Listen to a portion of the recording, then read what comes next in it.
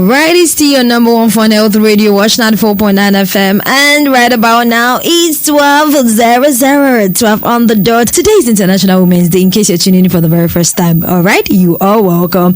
Alright, and the theme for today's this year's International Women's Day is equality, empowerment, rights, equality, and empowerment. It emphasizes the importance of universal rights and opportunities, ensuring that every woman and girl can contribute to a more equitable future, and the future is here, like we all say it and we all understand it. And right about now, I have an amazing mommy right here, ready to speak to us about today, International Women's Day. Professor Ronke Ogunmakin, the chairman, was FM 94.9, and you know exactly what to expect. Good afternoon, ma'am.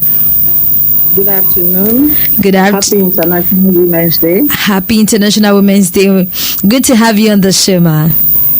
Thank you so much. I'm happy to also be with you. All right. And now, speaking about equality, have you ever been through any equality issues as a woman, and how did you handle it, ma? Thank you so much. I'm actually happy to be a woman. Mm-hmm. And I will say that all my life I have been in that role.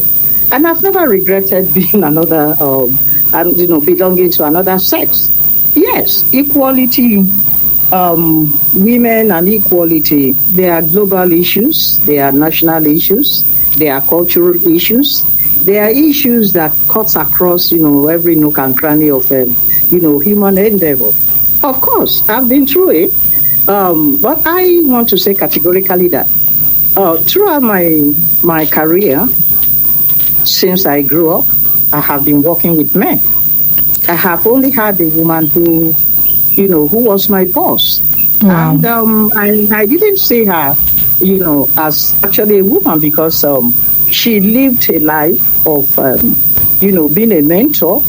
She lived a life of, a life of somebody who is well accomplished and who trusts herself.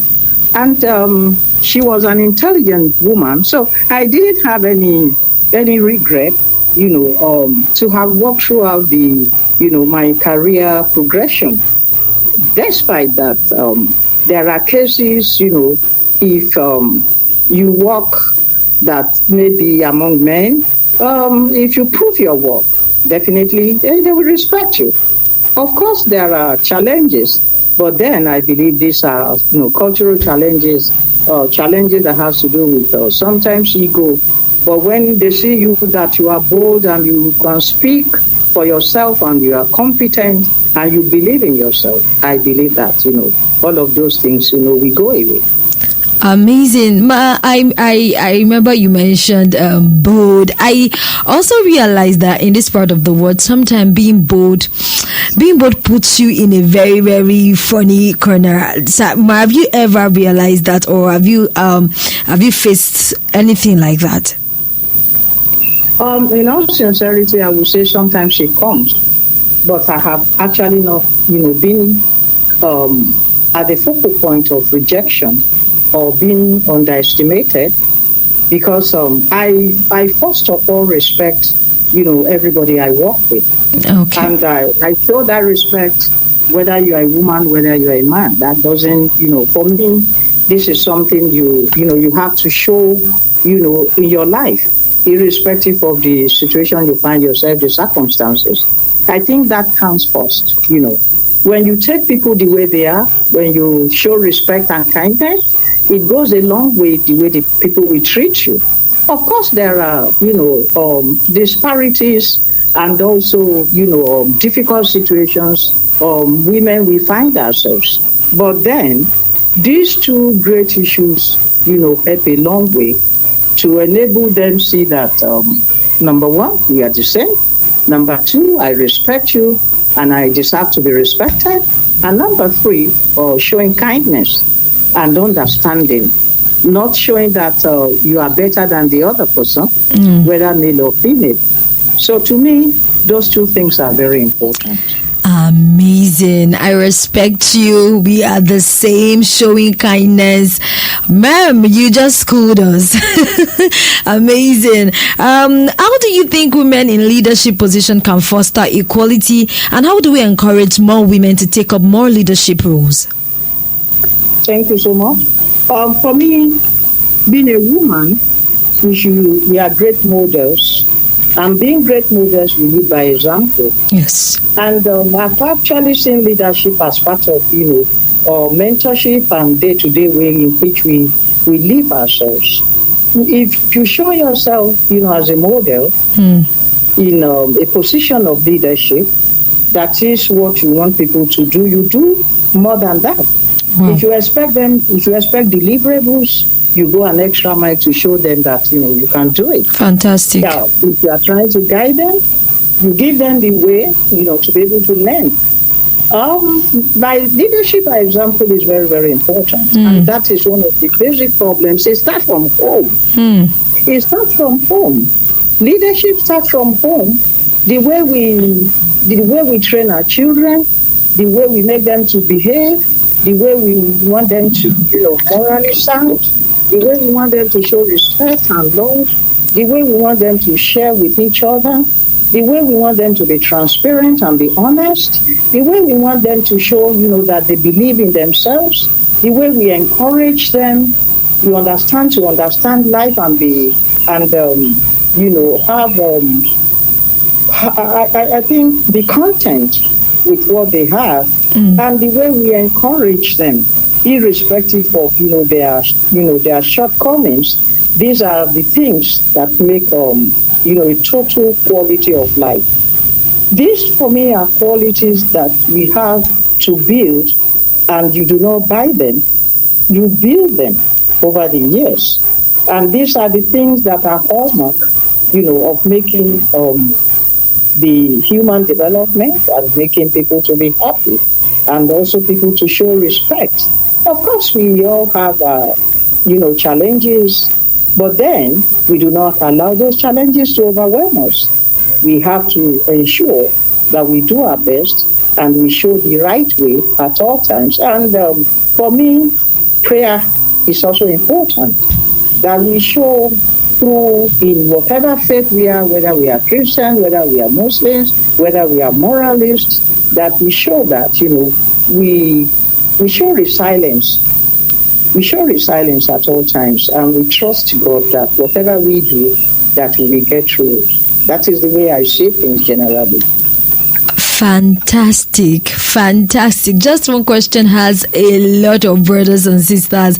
I remember that you mentioned that that struck me. Leadership by example starts from the home. The way you train your children eventually is how you're going to handle other things when you get into that leadership position. You want people to be proactive. Go ahead and be that proactive person so that when people see you, when your subordinates see you doing it, they won't have any choice to do it. Like someone said, the way to teach a person how to love is to love, and this is fantastic. Before we let you go, ma'am, just I have one more question and it is, what initiatives or policies do you think would be most effective in promoting economic empowerment for women, and how can we work to break down the gender gap?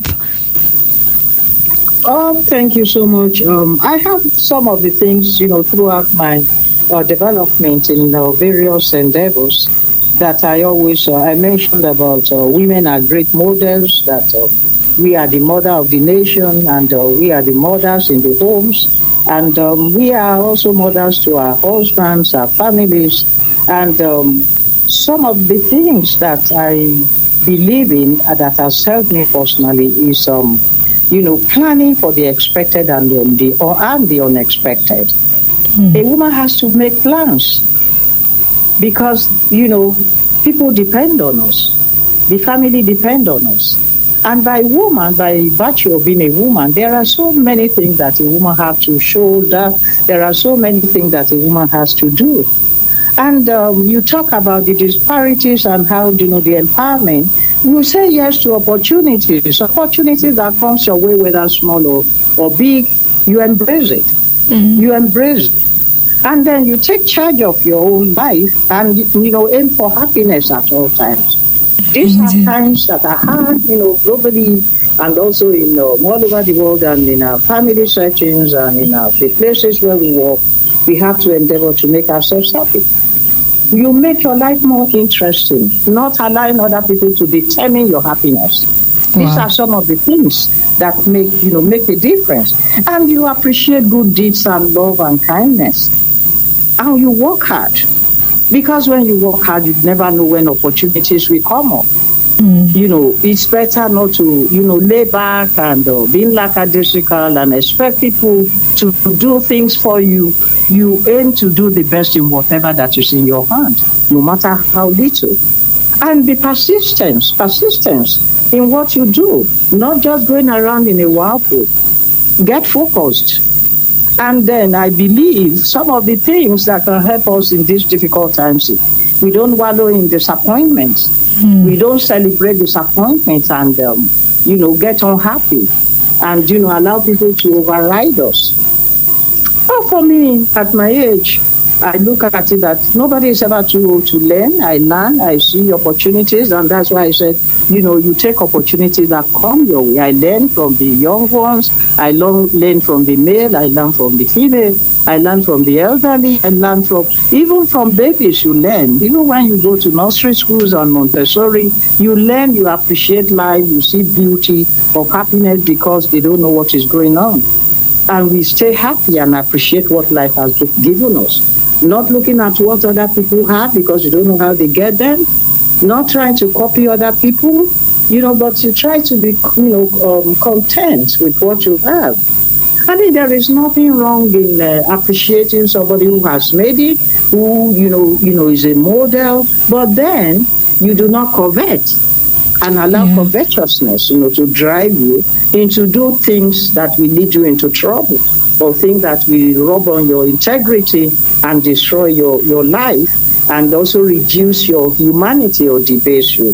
These are some of the things, with age and with my experiences in life in different dimensions that, has shaped to be me. And I believe in myself. And that's why I mentioned being bold. You may make mistakes, but then you have to be bold. And listen to correct where there is need for correction. Absolutely. And be attentive to what is around you and to other people so that, you can live a happy life. Whoa, our International Women's Day today is made. Prof has given us a full book to go and read on. Embrace opportunities, be hardworking, do not let anyone determine your happiness, be resilient, be consistent, and above all, be kind. I know she mentioned prayers as well. Going through this process also, it requires us to pray. And this has been a fantastic time with you, Prof. Thank you so much for coming on the show. We appreciate you here at Watch 94.9 FM. And I believe every other woman out there listening would also appreciate you. Ma, what are your final parting words to every woman out there? My final parting words are, I want to say, I thank God for all of you women, our grandmothers, our sisters, and, the girls. I want to say that, we appreciate you, that life is beautiful, that life is not a win-win situation. Whatever comes your way, please stay happy, be happy, live happy. Yes. And also make sure that you live your life to the full. Do not allow others to determine your happiness. And I wish you the best in 2025. By God's grace, we will celebrate 2026 Amen. In love and in harmony. And we pray for Nigeria, our country, that our women will continue to support one another. Amen. And that we will get there, that will be reckoned with, and we will be good models. We will raise a godly nation and godly heritage. Thank you so much, Prof. Thank you so much, Professor Ronke Ogunmakin. We truly appreciate you. And from myself, and I, on behalf of Watch 94.9 FM, we say Happy International Women's Day to you, man. Enjoy the rest of the day. Thank you for coming on the show once again. Thank you so much for having me on your show. God bless you. Thank you, ma'am. Wash 94.9 FM.